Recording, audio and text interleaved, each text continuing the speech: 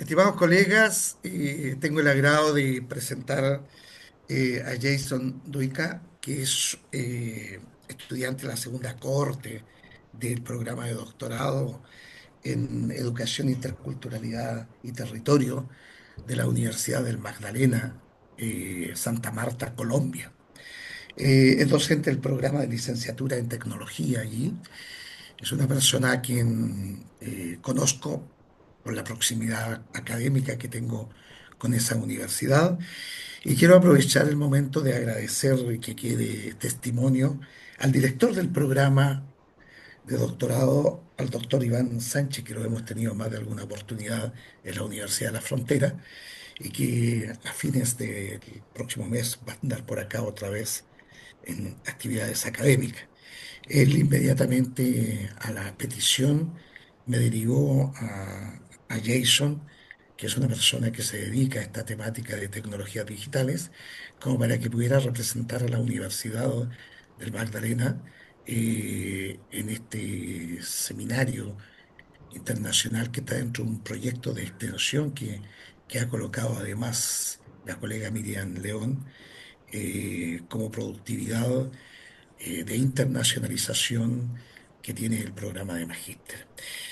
Para mí es un agrado agradecerte en lo personal, en lo académico, Jason, y nada, dejarte con mis colegas para que puedan disfrutar de la experiencia que es muy interesante que tiene la Universidad de Magdalena en un programa doctoral de interculturalidad que tiene un tremendo reconocimiento, no solo al interior de Colombia, que forman una red de 11 universidades, sino que también a nivel internacional, específicamente con la conectividad que tienen con Barcelona. Así que un abrazo grande y que pueda disfrutarse de esta experiencia que no me cabe duda que va a ser del todo significativa. Muchísimas gracias, doctor José, por la invitación. Gracias, gracias, Jason. Brevemente vamos a hacer una presentación. Mi nombre es Miriam León, yo soy doctora en psicología. Me especializo en investigación en tecnologías digitales, en formación inicial docente, y soy la profesora a cargo de curso de tecnologías digitales del Magíster en Educación.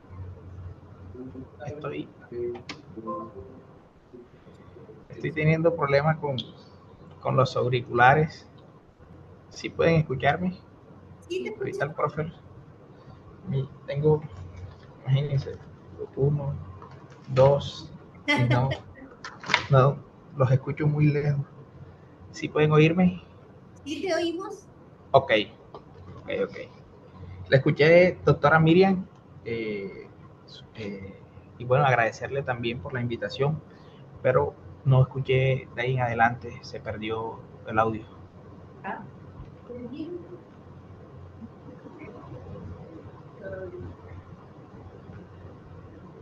No puedo escuchar.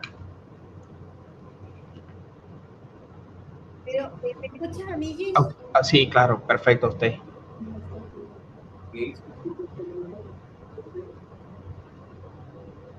Creo que es por la distancia que tiene con el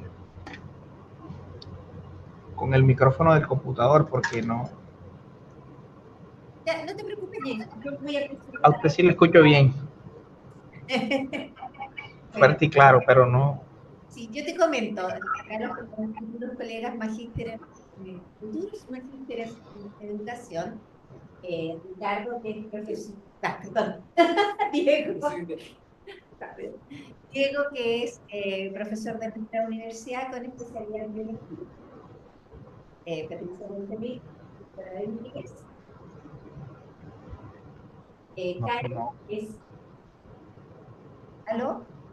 ¿Me Sí, escuchas? a usted la escucho, pero cada vez que gira Ah, hacia allá, pierdo. Sí, perfecto. Karen, ahí levanta la mano, es educadora diferencial, la Karen. que también es profesor de ciencias con especialidad en física. Física, ok. Entonces tenemos biología, inglés diferencial y física. Ok, muy bien. y trabajan en el nivel universitario o en el nivel básico. Todos trabajan en colegios y también alguna eventualidad. Entiendo que Ricardo hace algunas clases en la Universidad Católica de Temuco. La Karen también ha hecho algunas clases, hace algunas colaboraciones con universidades. Y los chiquillos esperamos que a futuro también hagan colaboraciones. Pero ahora actualmente la mayor cantidad de horas que ellos realizan son en instituciones educativas en más o menos en edades desde los Pinto, pero desde los 15 a 18 años, salvo Karen, que trabaja con niños más pequeños desde los 4 hasta los 12, 13 años. Ok, qué interesante. En mi caso, yo trabajo en formación inicial de estudiantes de pedagogía. A mí me toca formar estudiantes de pedagogía en historia y en inglés, y además también participo en el posgrado, en el magíster en educación. Ok. Yo estoy aquí haciendo una maniobra a ver si me conecto desde otro equipo porque me vine al cubículo del edificio docente de la universidad para estar un poco más cómodo, pero parece que hay problemas con el tema de los parlantes. Entonces, mientras que voy conectándome para hacer con otro equipo para ir agilizando, les comento un poco de mí, si les parece. Pues como les mencionó ahorita el doctor José, mi nombre es Jason Duica. Pues bueno, soy oriundo de la ciudad de Santa Marta, cordialmente invitados. Eh, eh, Recientemente acaba de cumplir sus 500 años de fundada la ciudad y pues se ha declarado el corazón del mundo, ¿vale? Eh, Somos la única que tenemos, la única ciudad con todos los pisos térmicos. En 45 minutos están en el mar y en 45 minutos están en el Parque Tayrona y tenemos picos nevados ahí. Entonces es un paraíso. Bueno, les comento un poco de mi lugar de enunciación. Yo soy licenciado en informática de profesión de pregrado. He hecho algunos posgrados, especializaciones y maestrías en integración didáctica de las tecnologías en los procesos de enseñanza. Digamos que de alguna manera mi línea de investigación siempre ha sido esa, la integración didáctica de las tecnologías en los procesos educativos. Debo decir que bueno, en la actualidad, como lo mencionó el profe, el doctor José, estoy estudiando el doctorado en Educación, Interculturalidad y Territorio, doctorado único en el país. Bueno, y finalicé académicamente, ya tengo la candidatura, estoy ahí ajustando algunos aspectos para poder realizar el ejercicio de la pasantía. Pero bueno, actualmente soy docente de la licenciatura en tecnología. Bueno, actualmente soy el director del programa de licenciatura en tecnología. Esto es muy reciente, tengo 3, 4 meses de estar ahí, no me acostumbro. Pero previamente, pues ya tenía un par de años siendo docente de didácticas de las tecnologías emergentes y disruptivas y profesor de la práctica pedagógica e investigativa. ¿Vale? Acá, en el programa y en la Facultad de Ciencias de la Educación de la Universidad del Magdalena, el componente de práctica pedagógica, ese componente en el que los futuros docentes van y realizan sus prácticas en las escuelas, tiene un componente de investigación. ¿Ok? Entonces, para nosotros, la investigación, como la concebimos al interior de la licenciatura, pues no está desligada del proceso de enseñanza. Que pues, para nosotros el investigador, el profesor es un profesional autónomo que investiga sobre su propia práctica. ¿Vale? Y a partir de ese principio, pues los dos componentes están articulados. De hecho, las propuestas de investigación de los chicos emergen de las experiencias que tienen precisamente en la práctica pedagógica. ¿Vale? Bueno, además de eso, también he sido profesor del magisterio colombiano. Estuve vinculado 9 años a la educación básica, siendo profesor de tecnología informática en el bachillerato, aunque tuve un paso fugaz por la primaria y tuve pues la oportunidad en los últimos 5 años de dirigir lo que se conoce como el grupo TIC, ¿vale? Digamos que el grupo de tecnologías de la información y la comunicación tuve la posibilidad de dirigirlo y bueno, ahí tuvimos un montón de aprendizajes, nos cogió la pandemia y, y bueno, vimos el verdadero valor que estas tecnologías digitales y estas mediaciones pues le ofrecen a, a la educación. Bueno, nada, en estos momentos estoy desde el rol desde director de programa, pensando un poco hacia dónde va la integración de estas tecnologías que día a día pues se convierten en catalizadores, ¿no? del ejercicio de docencia que realizamos a diario.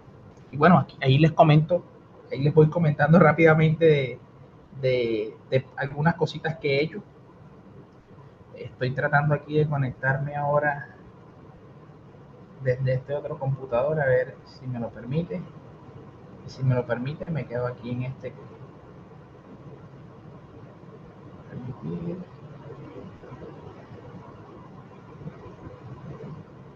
Hemos recibido pasantes doctorales, Jason, por si te interesa. Dígame. Nosotros hemos recibido pasantes doctorales, si te interesa también. Pero somos chiquititos acá, el equipo. Excelente. Trabajamos con colegas, pero es bastante interesante también el trabajo, así que a tu disposición sé que necesitas una pasantía doctoral cercana. No la escucho, la pierdo. Ya estoy conectándome desde este otro equipo a ver qué tal. ¿Me aceptan allá, por favor? Creo que está abierto el...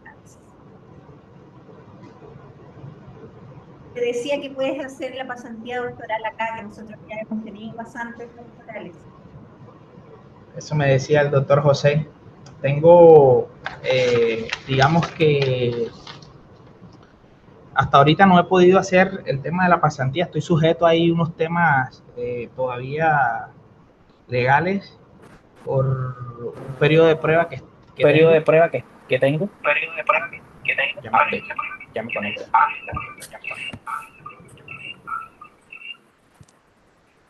¿Te sacamos de una? Listo. O... Ah, no, ahí te escuchamos bien. Te quedaste congelado en el Y otro, ahora, pero te vemos. perfecto. ¿Nos escuchas bien? Ahora sí los escucho perfecto A ver, y Karen, creo que ah, me ah, con- creo que Hola, yo estoy más lejos. ¿Te escuchas, no? sí, ahora sí los escucho y me pueden ver. sí, te vemos. ¿Tú escuchas a Karen? Perfecto. Ya, ahora sí los escucho perfectamente. Súper. Cambié de equipo. Hay un montón de equipos y bueno, creo que cogí el que estaba un poco averiado. Eh, ¿Me podrían repetir esta última parte? Y ahora sí nos ponemos a tono. Sí, no, te comentábamos que, bueno, lo último que habíamos comentado era lo de la pasantía doctoral y queríamos ver si escuchabas a Karen. Sí, que soy la que está más lejos. Sí, te escucho perfecto. Ahora sí. Ah, ya, entonces estamos maravillosos. Entonces ahí comenzamos. La idea es que creo que ya estábamos grabando todo este tiempo. Sí, efectivamente estábamos grabando, Sí, lo habíamos puesto en pausa. Una vez listos los problemas técnicos. Eh, Como comentábamos, la idea es que tú nos cuentes tu experiencia en unos 20 minutos y después unos 20 minutos más o menos. Tenemos programado hasta las 5 de la tarde, hora chilena, nosotros, para poder compartir. para conversar. Perfecto. Y tengo una preguntita. Digamos que las experiencias del contexto en la educación básica o acá en la educación superior para hacer. Que ambas experiencias nos sirven a nosotros porque en el fondo estamos muy interesados en educación básica, pero Ok, también, en mi caso, en educación superior, también los chiquillos han hecho clases en educación superior, así que nos interesa toda la experiencia que tú puedas contarnos desde Colombia. vale. Bueno, pues bueno, básicamente desde la experiencia de la educación básica, como docente de tecnología informática, ya les había comentado que habíamos tenido la oportunidad de dirigir el grupo TIC, que en algún momento fue distrital. Eh, Nos enfrentamos siempre al hecho de el desarrollo de las competencias digitales en los estudiantes, ¿vale? Siempre para mí, desde que estuve ahí al frente, fue una situación sujeto de mucha discusión el hecho de que el currículo no contemplaba un componente virtual, es decir, un componente en el que el estudiante desarrollara competencias digitales, atendiendo que el área de tecnología informática como área obligatoria declarada en la ley 115, que es la ley de educación de nuestro país, tiene su propio objeto de estudio. Tecnología informática reconoce la informática como una ciencia, ¿vale? Pero el desarrollo de las competencias y las habilidades en cuanto al uso, la interacción con el tema de los recursos y sobre todo con las herramientas digitales en aras de potenciar el currículo siempre había sido un inconveniente. Para ponerlos en estos términos, siempre como he estado cercano al tema del desarrollo tecnológico y al uso de estas aplicaciones para potenciar los procesos de enseñanza, siempre hemos mirado la posibilidad de integrar o articular, ¿vale?, recursos educativos digitales para potenciar los procesos de enseñanza, ¿vale? Eso siempre ha sido un reto y sobre todo aquí en la zona donde pues, yo vivo, tenemos dificultades en términos de infraestructura tecnológica, ¿vale? Menos de la mitad de las escuelas tienen acceso a Internet con uso pedagógico, menos de la mitad de las escuelas tienen salas de sistemas o computadores. Entonces, con el grupo TIC desarrollamos un ecosistema a través de una plataforma en la que los profesores iban colgando actividades y recursos educativos para que los estudiantes, porque ya en sus casas sí tenían celulares, tenían tabletas, tenían computadores, y para que desde sus casas pudiesen empezar a interactuar con estos recursos. ¿Eso a qué nos llevó? Por ahí empezamos. Nos llevó a presentar una propuesta para que el currículo educativo tuviese un 20% de trabajo virtual. ¿Qué significa esto? Significa que todas las áreas, sin importar la naturaleza, debía apoyarse sí o sí en recursos digitales para potenciar el objeto de estudio que orientaba. Entonces, por ejemplo, lengua castellana, así se llama acá, había un componente virtual que en esa plataforma desarrollaba el plan lector y los profesores cargaban los textos del plan lector, ya no tenían que sacar fotocopias y los estudiantes leían. Por ejemplo, ciencias naturales, junto con el grupo TIC, integró el uso de simuladores. ¿Vale? Hay muchas plataformas en línea gratuitas que simulan laboratorios de física, de química, ¿vale?, de biología, que simulan, por ejemplo, el proceso de, no sé, de fotosíntesis, el ciclo del agua. Entonces, la idea era como ir integrando las tecnologías digitales, ¿verdad?, al currículo. ¿Por qué? Porque habíamos notado que existía una brecha enorme entre las escuelas públicas con las escuelas privadas.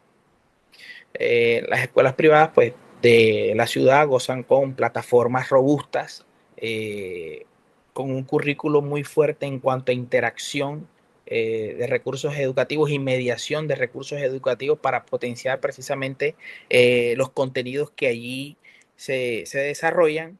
Y en ese ejercicio eh, pudimos establecer un convenio con Google, la multinacional, y nos ofrecieron su plataforma en el espacio de Workspace.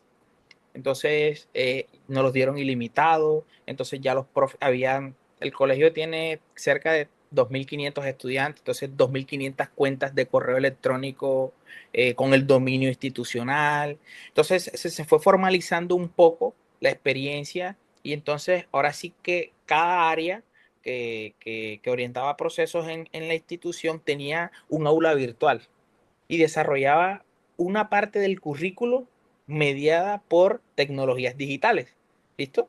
Y entonces eso también involucró pues, formación de maestros, también formación a padres de familia, pero poco a poco lo fuimos logrando y la institución al final pudo formalizar el componente virtual del currículo, y hasta el momento pues se sigue manteniendo.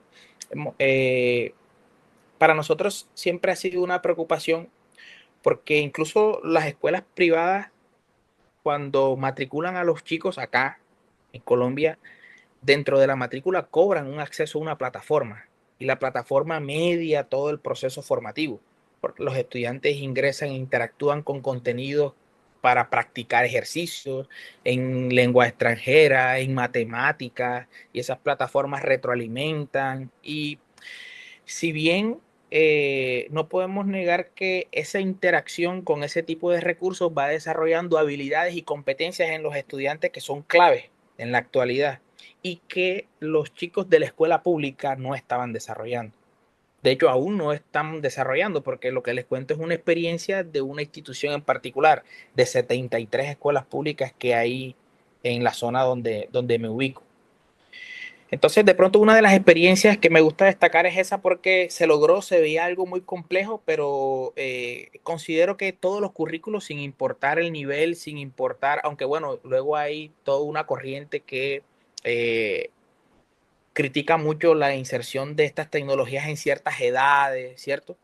Pero es importante no eliminar del proceso formativo y sobre todo de la planeación curricular el espacio que estas nuevas tecnologías y digamos que todos los beneficios que estas nuevas tecnologías pueden ofrecer a, a los procesos educativos, ¿vale?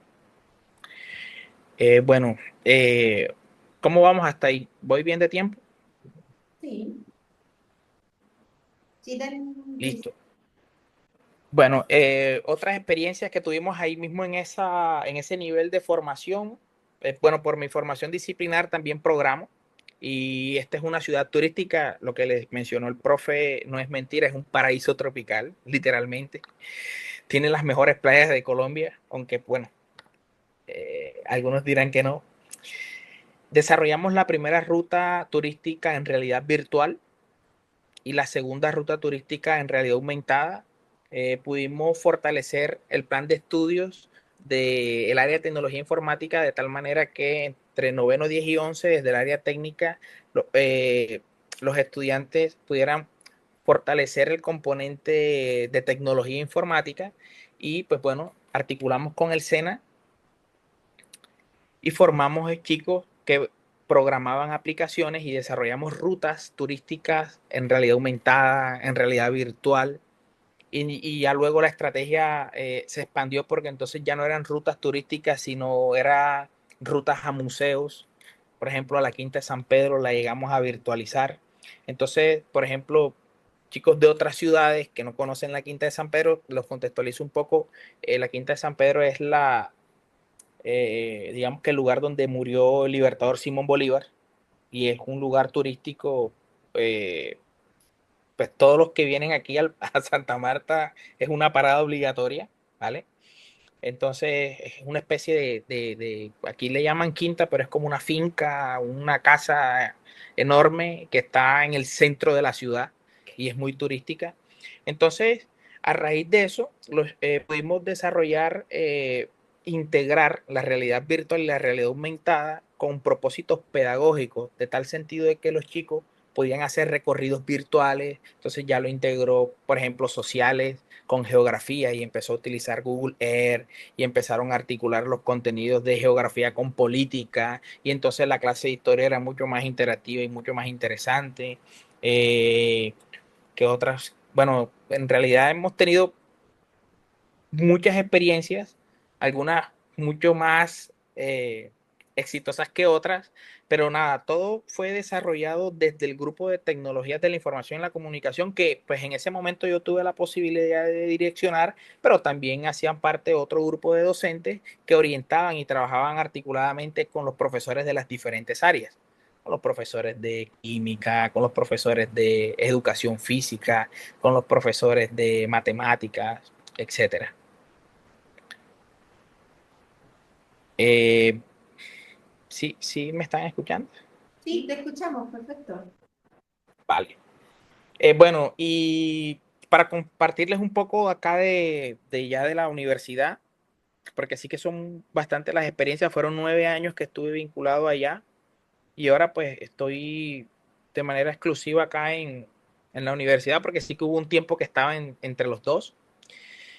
Desde el área de tecnología informática y didáctica de las tecnologías emergentes y disruptivas, hemos trabajado mucho la articulación de las tecnologías digitales a los procesos de enseñanza-aprendizaje. De hecho, escribimos un libro el año pasado, debo tener una copia por aquí, que se llama La planeación de clase. No, parece que ya no tengo copias. Y básicamente orienta cómo diseñar situaciones de aprendizaje efectivas que integren las tecnologías digitales en los procesos de aprendizaje de los chicos. Lo hacemos bajo un enfoque que se denomina situaciones de aprendizaje y pues en resumen básicamente son una especie de pretextos, excusas de situaciones hipotéticas en las que el estudiante se ve reflejado que lo lleven a diseñar soluciones de base tecnológica al problema. Y con esto articulamos directamente con los lineamientos curriculares del área por parte del Ministerio de Educación Nacional y desarrollamos en el estudiante las competencias propias de la asignatura. Y ahorita mismo estamos discutiendo mucho, ya desde el rol de la dirección, estamos discutiendo mucho el tema de la integración de la inteligencia artificial, creo que es el tema de moda. Lo estamos haciendo desde el enfoque ciencia, tecnología y sociedad. Justo, además tengo la oportunidad, bueno, también soy profesor de posgrado y oriento ese curso, ciencia, tecnología y sociedad. Y bueno, este fin de semana no tuvimos clase, tenemos la próxima y vamos a hacer una especie de debate con unos lineamientos alrededor de la integración de la inteligencia artificial en la escuela, ¿no? Y en los procesos que orientan los docentes. Todo alrededor de una premisa.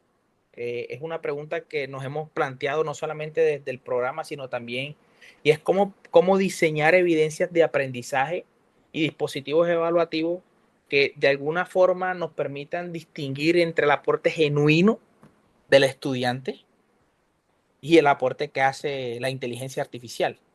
Y llevamos la discusión un poco hacia ese terreno, ¿vale?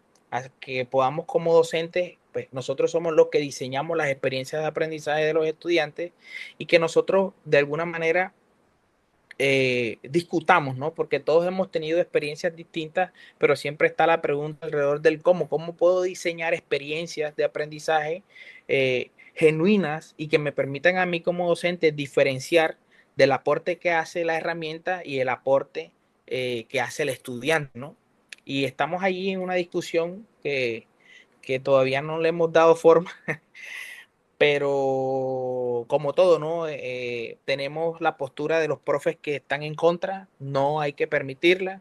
Tenemos la postura de los profes que están a favor, no hay que permitirla. Yo me siento sesgado porque ahora yo dirijo esa discusión y pues bueno, por mi formación yo soy una persona que está mucho más afín con el uso de las tecnologías, además que por mi formación también he estudiado, digamos que la historia de la tecnología en la educación.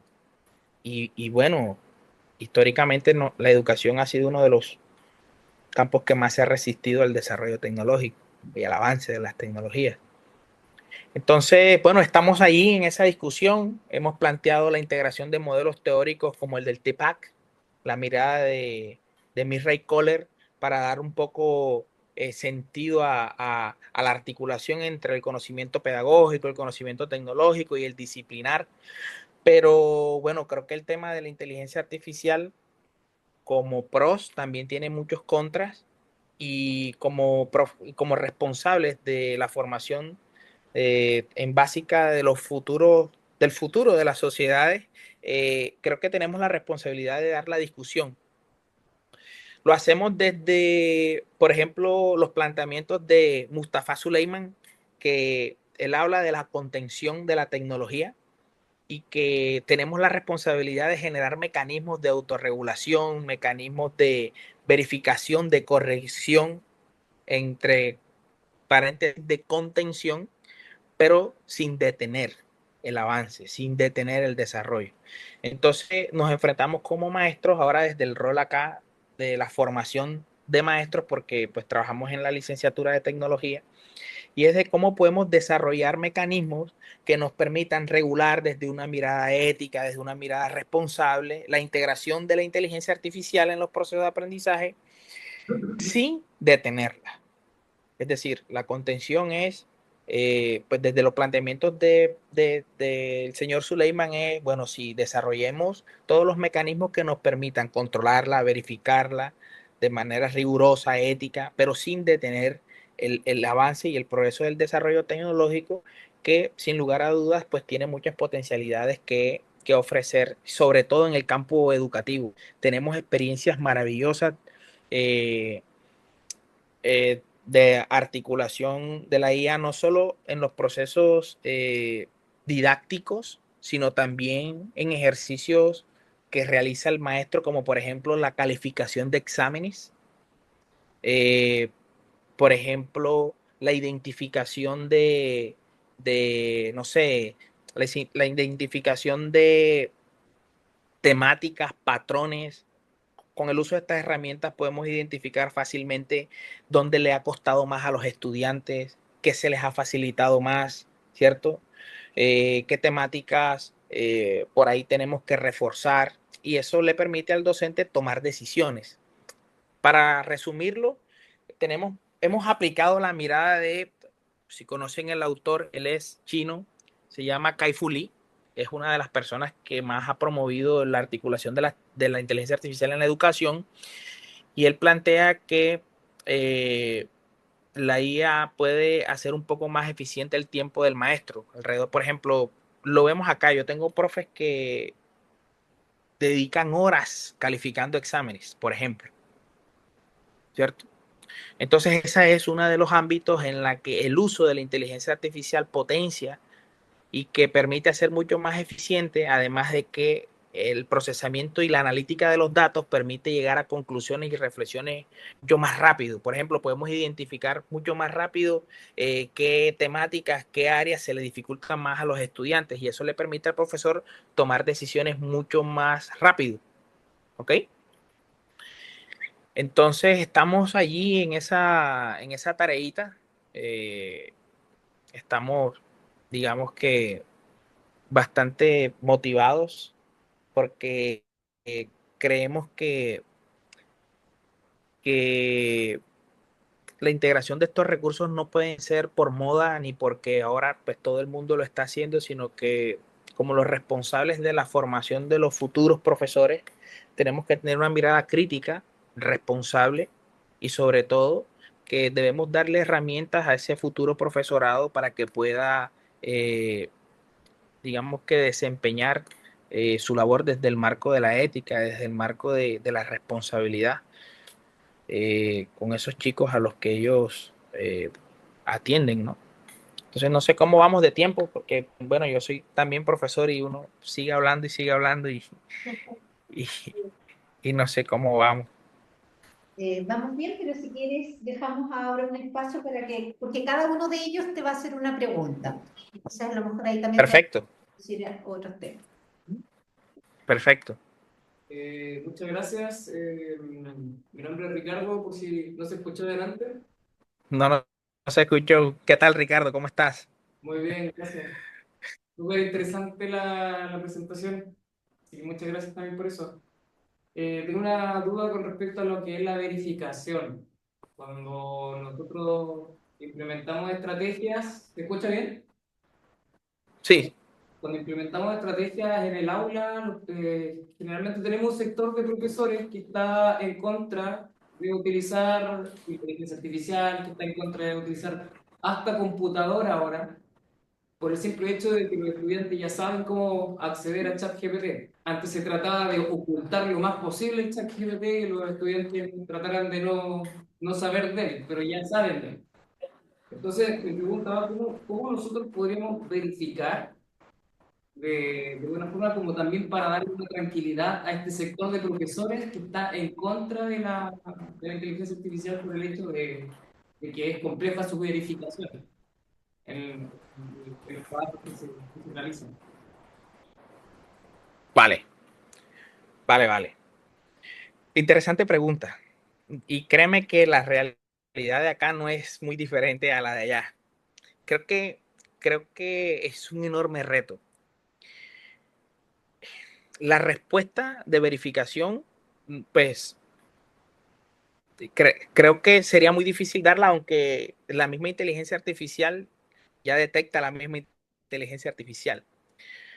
Y es muy fácil detectar cuando los estudiantes la han usado. Pues solo basta con preguntarle qué fue lo que escribieron. Pero quiero responder a tu pregunta con un par de planteamientos e interrogantes más.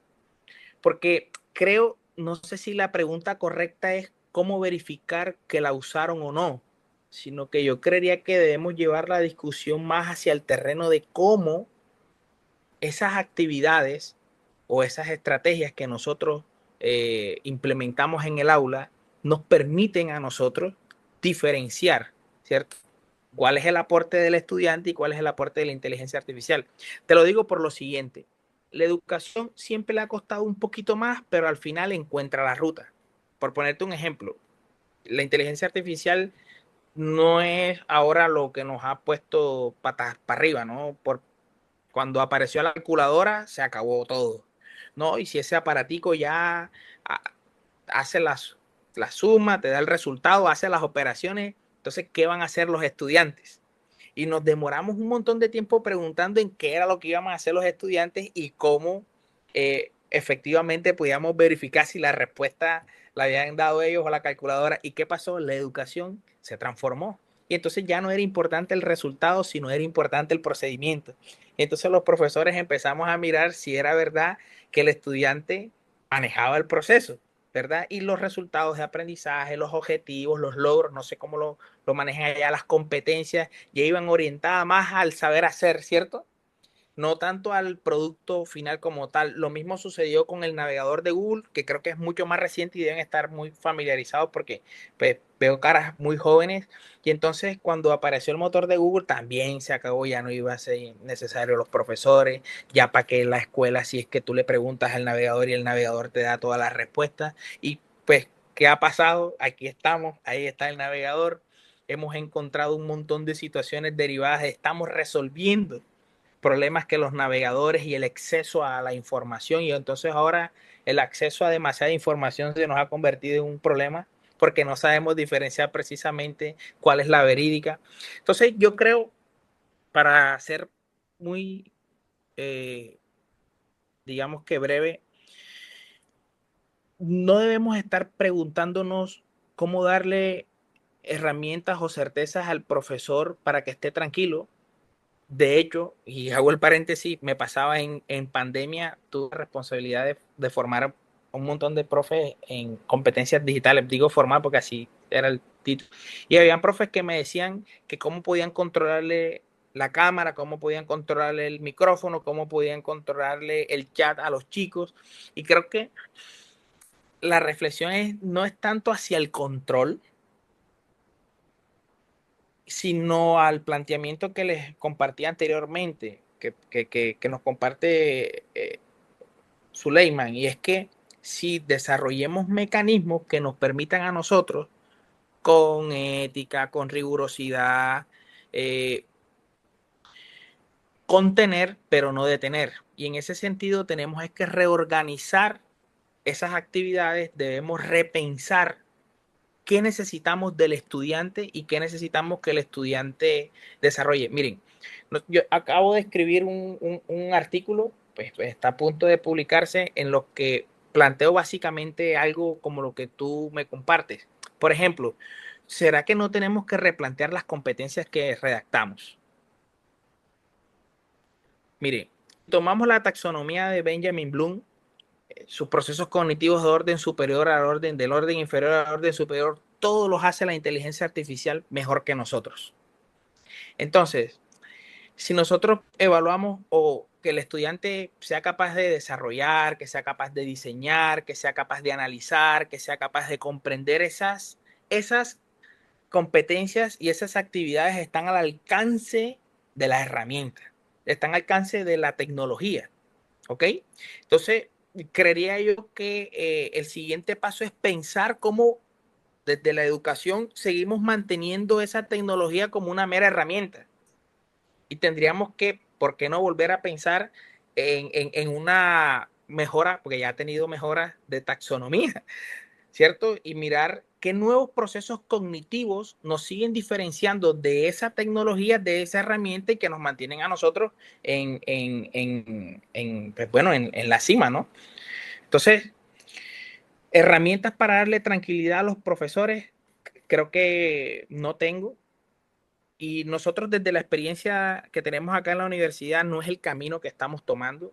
El camino que estamos tomando es repensar si eso que nosotros estamos intentando evaluar en el estudiante ya lo hace una herramienta. Así como cuando intentábamos evaluar que el estudiante fuese capaz de hacer bien la suma y nos tocó repensar y entonces ya decidimos que tendríamos que evaluar era que el estudiante fuese capaz de hacer el procedimiento, ¿verdad? Porque al final si el procedimiento está bien, obviamente el resultado va a estar correcto. Entonces, repensemos las actividades, repensemos lo que esperamos evaluar del estudiante, repensemos esas competencias, porque definitivamente analizar, resumir, comparar, lo hace una herramienta, lo hace un recurso. Y te quisiera dejar esta, esta, no sé cómo llamarlo, pero este comentario es, seremos capaces de reorganizar de tal manera de que ya esas acciones o procesos cognitivos dejen de ser los que en realidad pretendemos evaluar. Por ejemplo, aquí se está hablando de redacción de texto con IA, lectura crítica con IA, y entonces la lectura ya no es tú con el documento, sino tú discutiendo con la inteligencia artificial, que es la que está leyendo el documento. Y es una conversación que tienes con la inteligencia artificial porque discuten sobre el contenido del documento que ya la inteligencia artificial leyó y que ya lo analiza, ya lo comprende, ya lo interpreta mucho más rápido que tú. Entonces, nosotros estamos en eso también, ¿eh? Pensando, pero nuestra mirada desde ningún punto de vista es contener, desde ningún punto de vista es detener, desde ningún punto de vista es limitar. Estamos tratando de repensar y bueno, esto va a ser una revolución. El mundo entero está en esto. Gracias, Jason.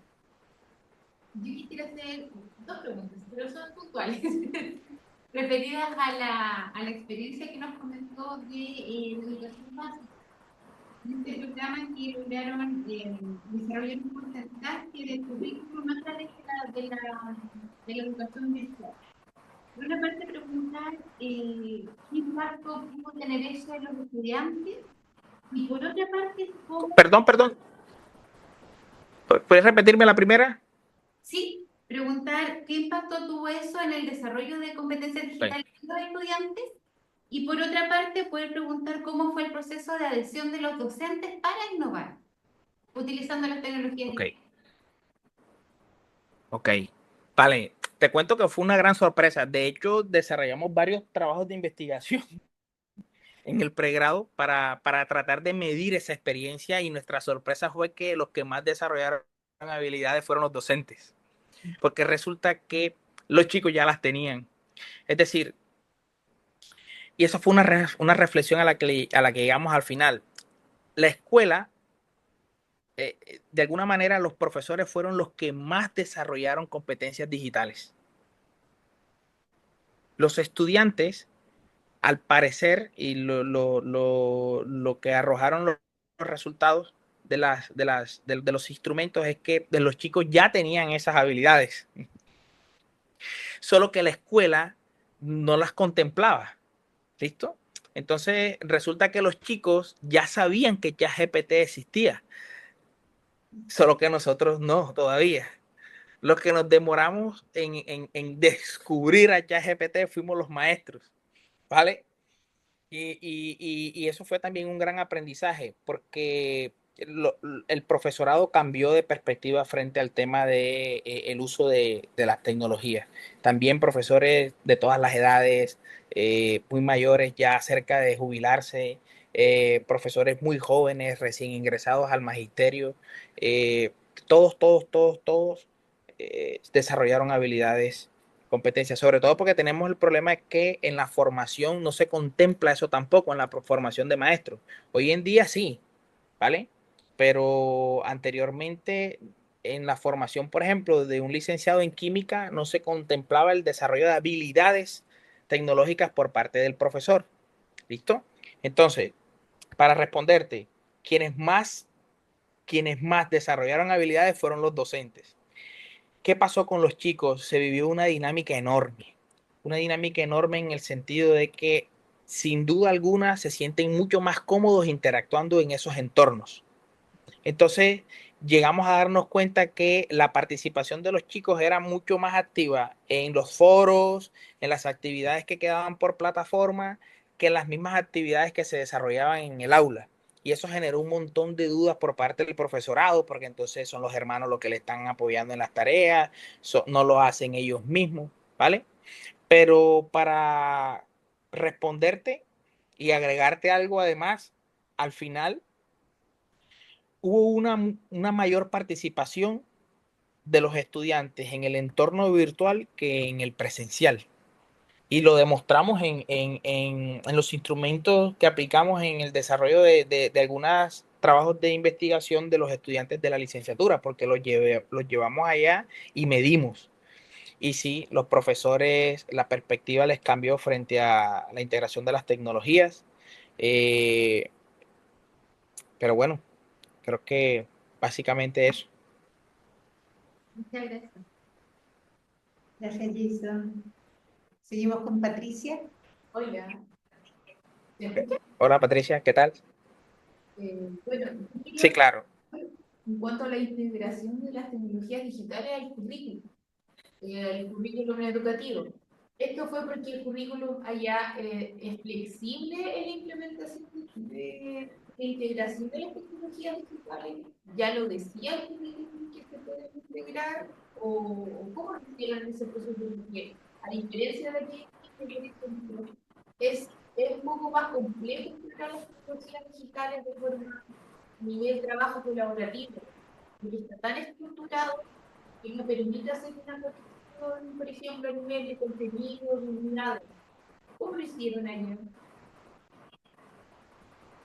Ok, te entendí la última parte. Entiendo que el currículum allá es muy rígido, no Sí. es muy flexible y que, o sea, bueno, acá no es tan así, ¿ok?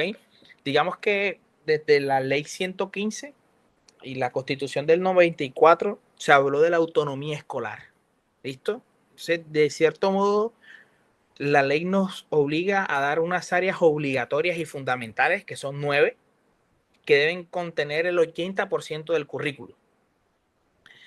Eh, el restante del currículo, de cierta manera, le da vida al énfasis de la institución. Entonces, aquí hay instituciones con énfasis en turismo y ven áreas de turismo. Hay escuelas que tienen énfasis en el agro, entonces ven asignaturas tendientes a ello.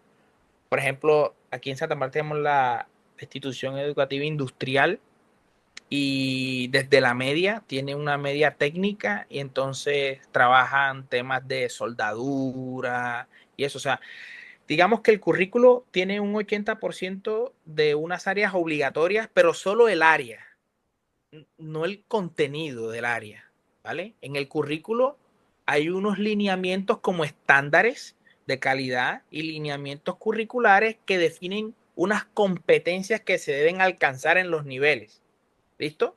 Pero no habla del cómo tú alcanzas esas competencias. Luego, entonces, a nivel metodológico, las escuelas tienen mucha libertad para desarrollar el currículo. Y por eso que este tipo de metodologías no genera ningún tipo de, por decirlo así, eh, de no sé, no se sale del margen de la legalidad, por decirlo así. ¿Listo? No tenemos esa rigurosidad. Nos hablan de 9 áreas obligatorias y fundamentales. Hay unos proyectos transversales, educación sexual, pero que no son asignaturas como tal, sino que a lo largo del año la escuela debe ir desarrollando actividades que permitan evidenciar eso en el currículo, pero no es tan rígido. Y si hay unos estándares, aquí se habla ahora de derecho básico de aprendizaje. Entonces está el estándar de matemática, los estándares, y está algo que se llama derecho básico de aprendizaje, que declara lo mínimo que un estudiante debe alcanzar a nivel de competencias para avanzar a un siguiente grado, pero no a nivel de contenido, no a nivel metodológico, no. Ahí pues cada escuela desde sus posibilidades, desde su infraestructura, desde el contexto aquí, somos una nación pluriétnica. Y bueno, tenemos escuelas afro, tenemos escuelas étnicas, tenemos escuelas rural dispersas, y las realidades son 100% distintas, son muy diferentes. Claro. Bien, Ujú. ok. Eso, bueno, mucho gusto. Mi nombre es Diego, no sé si habéis escuchado al principio. Diego, ¿qué tal? Mucho gusto. Me llamó la atención una frase que se comentó hace un rato atrás que decía educación como el campo que más se ha resistido a los cambios tecnológicos. Y llama la atención tal vez de los conocimientos que puedes tener al respecto. eh, ¿Cuáles son los elementos que generan esa resistencia, tal vez desde el punto de vista de lo que ocurre en Colombia o lo que ocurre en América? Así que decías que son una nación muy técnica. Nosotros en Chile, bueno, a partir del último proceso constituyente se trató de visualizar de la misma manera, pero tal vez no se logró en el último proceso constituyente.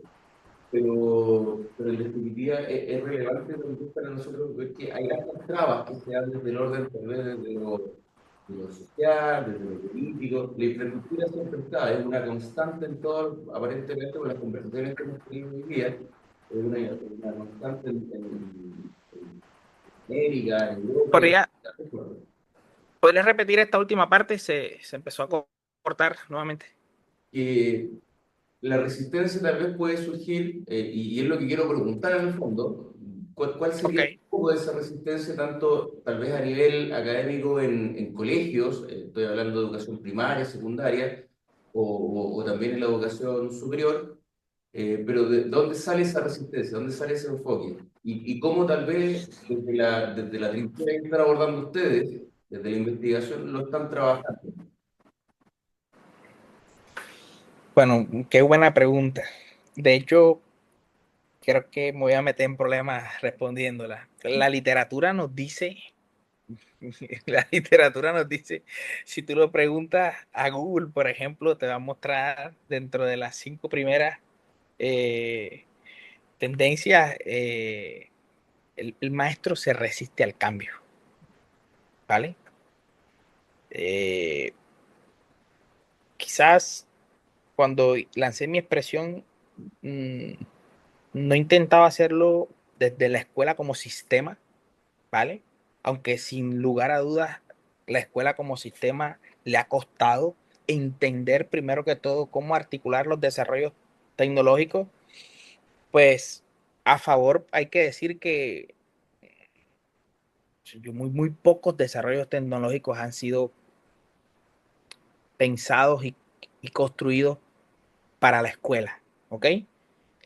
En el curso de maestría que orienté el fin de semana pasado, yo les decía, díganme una tecnología que se haya desarrollado para la educación, una. Y me dijeron que el libro. Y yo, bueno, está bien, pero ¿será que el libro se creó para la educación?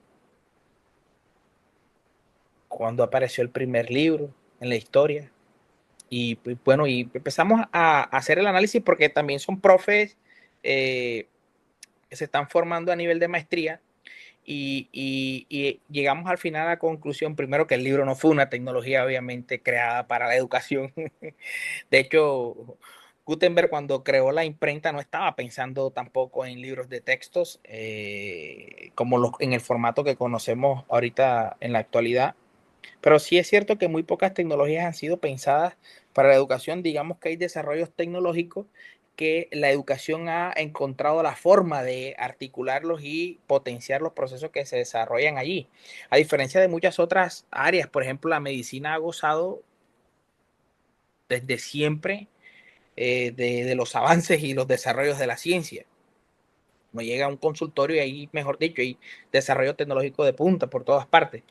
Pero digamos que la literatura nos habla de la resistencia al cambio del maestro y eso lo hemos abordado, personalmente lo he estudiado y no es muy, digamos, popular lo que voy a decir, pero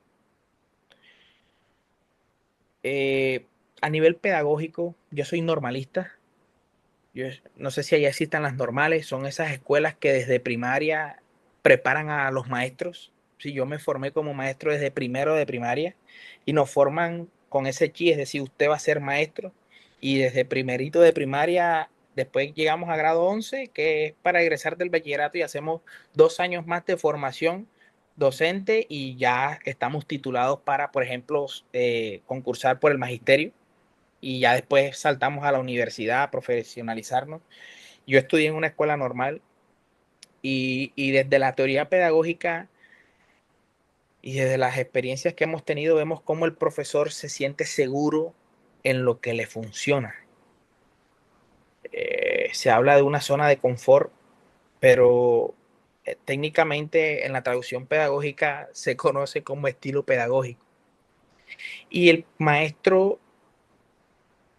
va desarrollando unas habilidades en el desarrollo profesional docente, va desarrollando unas habilidades y se va sintiendo cómodo con una serie de estrategias y se va sintiendo cómodo con lo que le funciona, ¿no? Y al final, yo no digo que sea una zona de confort, ni digo ni digo que sea un acto de, no sé, de irresponsabilidad, sino que entiendo que para el maestro es difícil, sobre todo con el tema de las tecnologías, articular estas en su proceso porque en su formación no las contempló. Y es tan dinámico este ejercicio del desarrollo tecnológico que ahorita estamos pensando en cómo articular la inteligencia artificial. Y créanme que va a llegar otro nuevo desarrollo tecnológico cuando recién ya estemos encontrando la solución al tema de la inteligencia artificial. Cuando recién empezamos a entender cómo articular esa tecnología, cuando recién empezamos a entender cómo podemos sacarle el máximo, pero ya tenemos otra. Y ese es uno de los grandes retos que tiene la profesión del docente. Y es que pues tenemos que estar en constante actualización. Por eso habla del desarrollo profesional docente, porque el profesor se desarrolla desde que se empieza a formar como licenciado y esa formación se extiende por todo su itinerario profesional. ¿Vale? Entonces, si lo consultas en la literatura, vas a encontrar resistencia al cambio por parte del profesorado. Ya siendo un ejercicio propio más, un poco más acotado desde la propia experiencia, porque también he sido maestro y también cosas que me han funcionado, he querido seguirlas replicando, ¿cierto? Y entendemos que de un aula a otra las condiciones pueden ser totalmente distintas, aunque sea el mismo curso, porque entendemos que integrar, por ejemplo, una nueva tecnología significa repensar y resignificar todo el quehacer docente, porque cuando insertamos una tecnología para que potencie nuestro ejercicio, eso nos lleva a hacer modificaciones a nivel conceptual, a nivel teórico, a nivel metodológico. Judy Harris habla de eso y lo llama tecnodependencia. Tecnodependencia. Tiene un término para referirse que cuando el profesor integra eficientemente una tecnología a su quehacer, luego le cuesta integrar otra. ¿Cómo funciona esto? Por ejemplo, allá en sus escuelas me imagino que usan videobeam, ¿verdad? Videobeam, proyectores, ¿no? Sí. Sectores, sí. Proyectores, listo. Entonces, ¿qué nos ha pasado acá? Que los profesores se pelean el proyector y cuando el proyector no está disponible no pueden dictar la clase. Porque todo el material se han esforzado por diseñar las presentaciones, por elegir el video. Entonces depende todo el ejercicio de la herramienta. Y entonces, cuando ya te sientes cómodo en el uso de unas tecnologías y además te funciona, porque es que ahí es donde viene la otra parte. El profesor siente que los muchachos están atentos, que se interesan por la actividad, que cuando los evalúa los resultados son positivos. Entonces el profe termina sintiendo de que esto funciona y de alguna manera se hace mucho más experto en eso que hace bien. Y luego que llegue alguien, como me tocó muchas veces a mí, llegar con un nuevo recurso, una nueva herramienta y vendiéndola como esto va a ayudar a potenciar el ejercicio docente, que va a permitir acercar un puente mucho más dinámico entre el chico y el conocimiento. Entonces siempre está esa, pero bueno, ahora es la inteligencia artificial. Hace un par de años era la realidad virtual y la realidad aumentada, que todavía no hemos terminado de entender cómo le sacamos el provecho a eso en el proceso en la escuela, y ahora tenemos la inteligencia artificial. Y cuando creamos que estamos entendiendo cómo articular la inteligencia artificial, va a venir otra cosa. Eso estoy seguro. Y eso genera escepticismo, eso genera resistencia, eso genera poca credibilidad. Y bueno, que son una de las cosas que te comparto que he podido vivir desde acá, desde la experiencia que hemos tenido, y ahí sí es en educación básica que hemos podido ver eso. Muchas gracias. A ti por la pregunta. Muchas gracias a nombre del Magíster en Educación Personal y también siento que del estudiantado. Te agradezco infinitamente que hayas colaborado con nosotros en esta iniciativa. Te dejamos obviamente invitados a nuestra universidad. Las puertas están abiertas cuando tú quieras. Y que esperamos vernos en otra oportunidad. Vale, muchísimas gracias. Gracias. Un saludo para todos. En tu Que nombre estén muy bien. voy a detener la grabación.